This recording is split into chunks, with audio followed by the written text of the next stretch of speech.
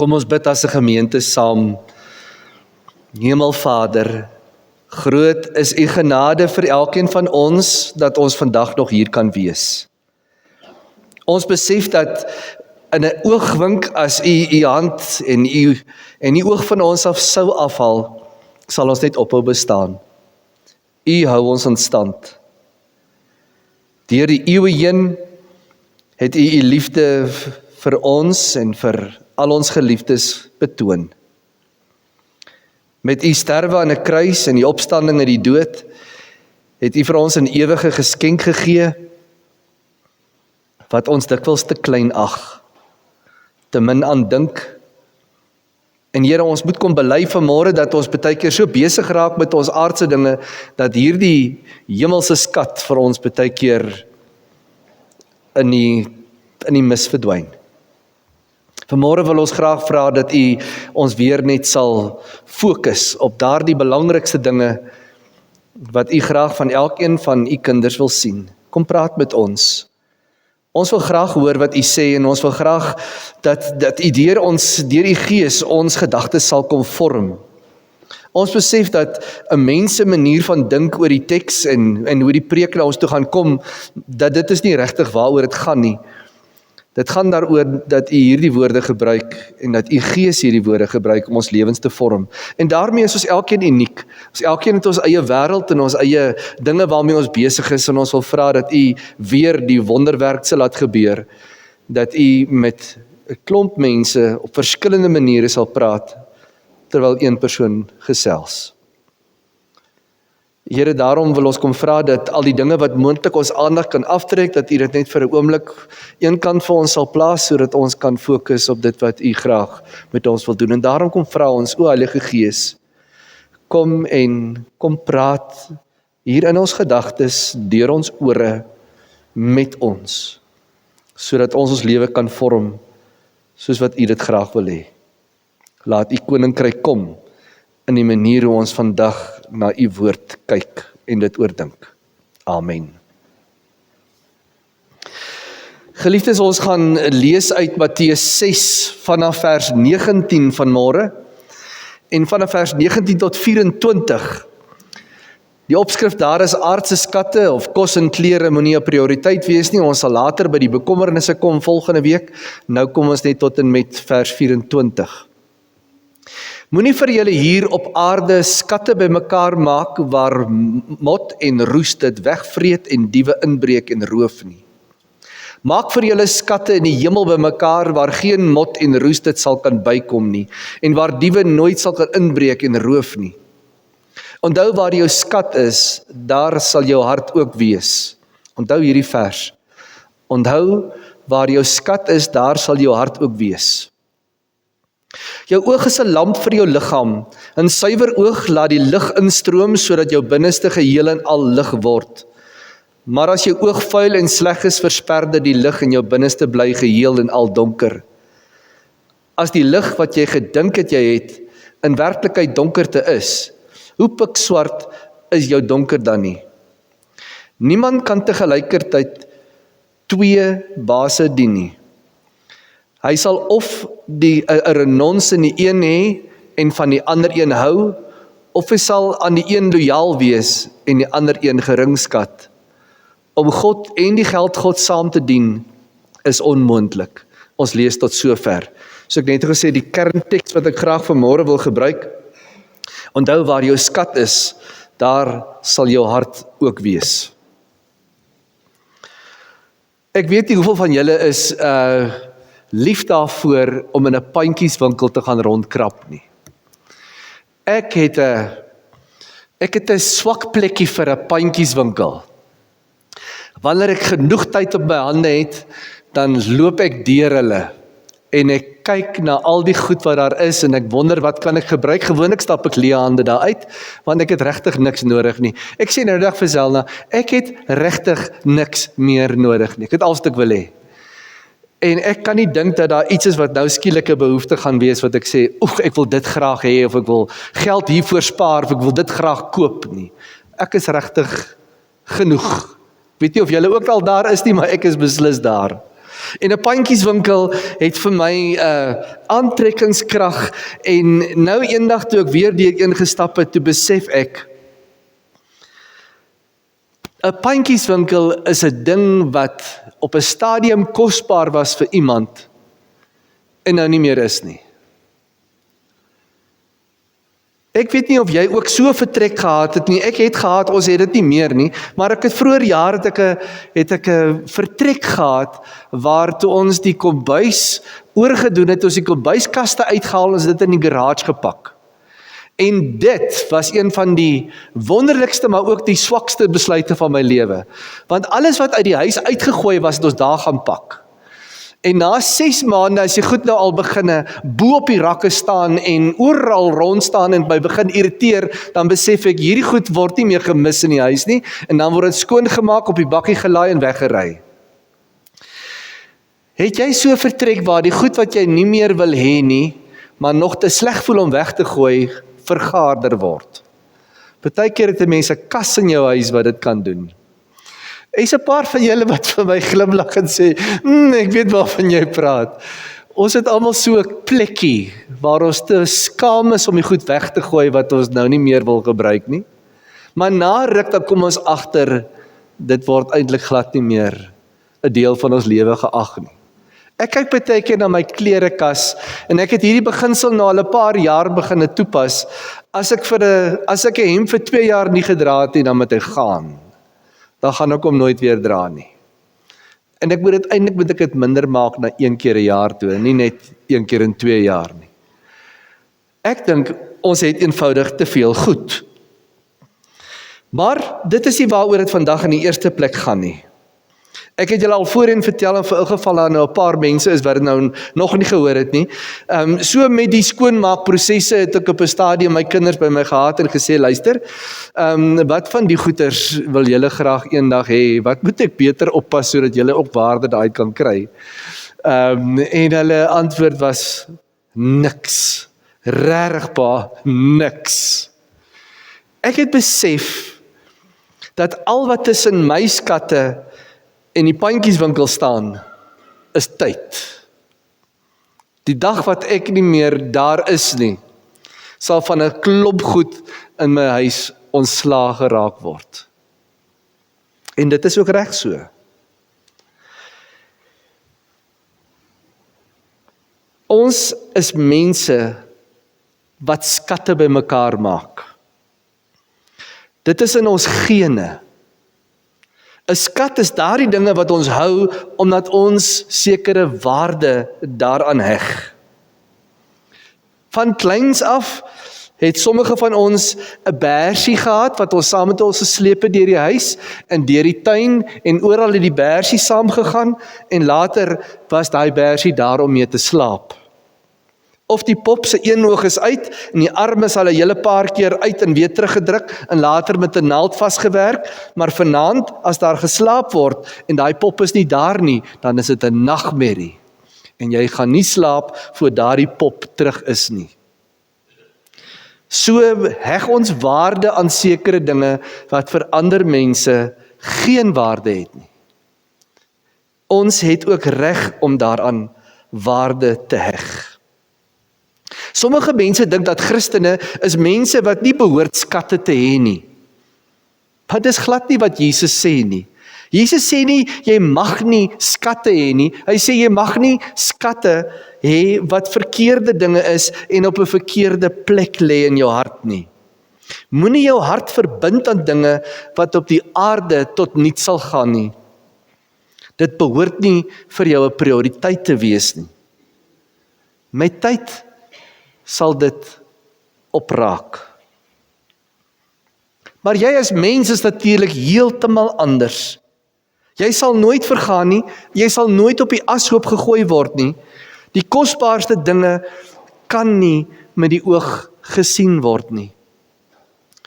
Die goed op aarde, soos plastiek en metaal en elektronika, eindig eers in 'n asblik. Dit het net waarde vir so lank as wat jy waarde daaraan toevoeg. Ons is mense wat versamelaars is van skatte. God kyk heeltemal anders na dit. Die feit dat ek en jy 'n versamelaar van skatte is iets wat ingebore is in ons. Ek dink nogal deur God so bepaal. En daarin moet ons strategie wees, om te kyk na hoe ons die skatte wat ons bymekaar gemaak het, bestuur. In Jesus se oë is daar twee maniere, twee plekke om te investeer, op aarde of in die hemel. En as jy investeer op die dinge op aarde, gaan jy dit verloor, dit is vas en seker, jy kan nie met 'n venterwaandjie hier uitgaan nie. Maar, as jy begin investeer in die dinge van die koninkryk, sê Jesus, dit gaan rente op rente dra, jou belegging sal bly groei. Dit is 'n gedagte, vriende, wat ouer is as die tyd toe Jesus hier op aarde was. Van die begin af het God die Vader dit so gesê, jy moet die Here jou God lief hê met jou hele hart en jou hele siel en al jou kragte. Plaas God eerste in alles, en jy sal die ewige lewe beerwe. Dit is mos nou 'n ekonomie wat sin maak. Sit jou energie en jou tyd in om God te leer ken op aarde, sodat wanneer jy eendag daar kom, dit nie vir jou 'n skok is wat jy daar gaan sien nie. Kom leef in God se koninkryk, en jy sal nooit spyt wees nie. Spandeer jou tyd in die wêreldse koninkryk, en jy het 'n swak belegging gemaak. Daarom lyk dit vir my asof Jesus wil praat oor die manier hoe ons skatte hanteer, dat ons 'n baie spesifieke perspektief hierop moet hê. 'n Perspektief wat sê, hier op die aarde gaan mense goeders bymekaar maak, en ons gaan mekaar probeer beïndruk met die goed wat ons het. Of dit nou die kar is en of die huis is, en of dit die klere is wat ek dra, en wat ek ook al met my geld kan doen. Ons gaan vir mense daarmee probeer beïndruk, en daar is 'n gesegde wat dit probeer uitdruk, keeping up with the Joneses. Op 'n manier vind ons dit aanloklik om op so 'n manier te leef dat ander mense dink ons is okay. Ons is oulik. Jesus dink hieroor heeltemal anders.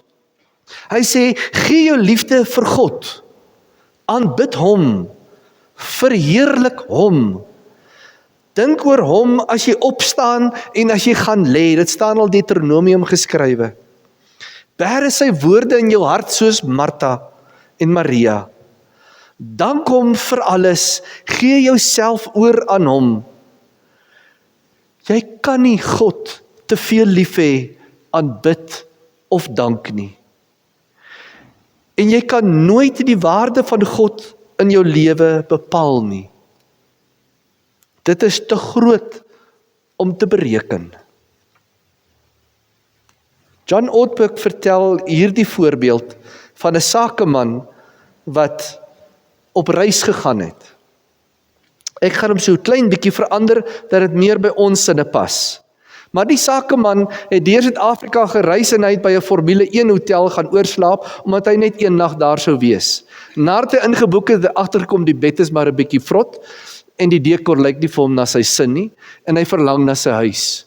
Daarom besluit hy om in die straat af te loop, vir hom 'n 85 duim TV te gaan koop, 'n Italiaanse koffiemasjien, 'n duur matras en 'n gesogte skildery op die muur te hang.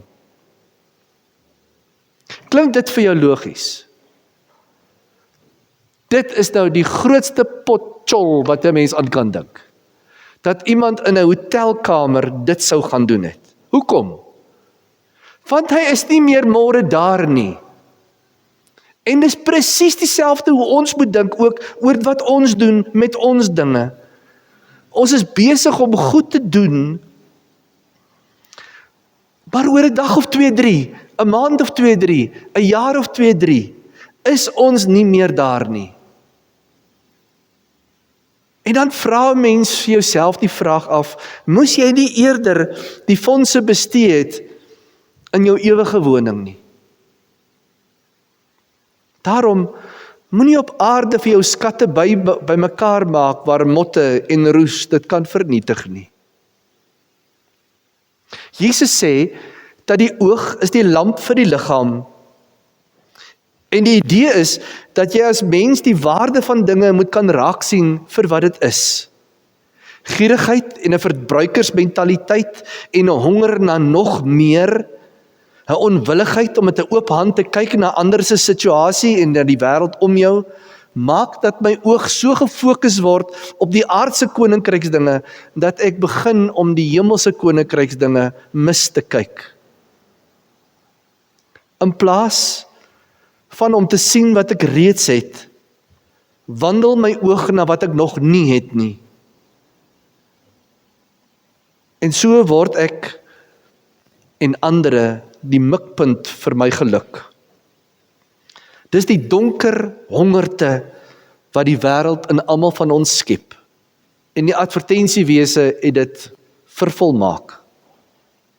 Ek en jy stap elke dag deur hierdie wêreld vol van dinge wat God baie groot waarde aanheg.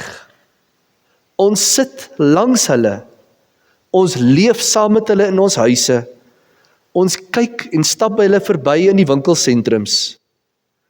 God heg enorme waarde aan mense. Mense van hierdie koninkryk is geneig om ander mense te gebruik tot hulle eie voordeel. Gee vir my, stem vir my, koop by my, vermaak my, help my. Maar God heg totaal ander waarde aan mense en hy beskou elkeen as 'n kosbare skat. Ek en jy is gemaak na die beeld van God en elkeen van ons is 'n kosbare skat in God se oë en hy heg ewigheidswaarde aan ons. Ons wil graag elkeen iewers deur iemand so kosbaar bevind word. Iemand wat ons so sal lief hê. En ons almal weet dat God ons daardie liefde kan gee. Jesus, kom sê vir my en vir jou, waar jou skat is, daar sal jou hart ook wees. En dis ook presies net so waar van God. Daarom is hierdie vers wat ek vanmôre uitgelig het as ons teksvers, wil ek minder van toepassing maak op my en jou, en eerder van toepassing maak op God. Lees hom asof God dit vir ons sê.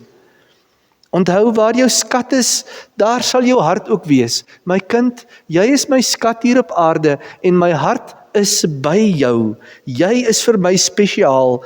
Ek is by jou, beskikbaar, naby aan jou, en niks sal my oog van jou af wegtrek nie. Wanneer God na my en na jou kyk vandag, ergens in die week wat kom en wat verbygegaan het God na my en jou gekyk met deernis en met liefde, met 'n honger in sy oë om meer van ons te kan hê. Daar was 'n tyd toe ons 'n lied geleer het wat ek al van die laerskool af onthou. En ons gaan hom nou weer sing. Want so lief het God die wêreld gehad, dat hy sy eniggebore seun gegee het, sodat die wat in hom glo, nie verlore sal gaan nie, maar die ewige lewe sal hê. En dan het ons 'n tweede deeltjie daarby saam gesing. Ons gaan dit nou weer doen. Ken hom in al jou weë. Ken hom in al jou weë. Dan sal hy jou paaie gelyk maak. Ken hom in al jou weë. En dis vir my 'n samevatting van hierdie teks, waarin Jesus vir ons sê, oppas waar jou fokus lê, want as jou fokus gaan lê op hierdie aardse goeders, as jou tyd en jou aandag en jou bekommernisse gaan wees om hier op aarde te oorleef, dan mis jy die kosbaarste van hierdie hele reis. 'n Reis waarin Jesus dit nou al vir my en vir jou moontlik gemaak het, om deel te wees van sy toekomsplan. Waarin ons nou al kan weet, ons is geliefd en ons het 'n plek waar ons veilig sal eindig. Om dit te kan hê, moet my en jou fokus wees om hom te leer ken in al jou weë, in al jou weë. En hy sal my en jou pad gelyk maak. Maar jy ken hom in al jou weë. Amen.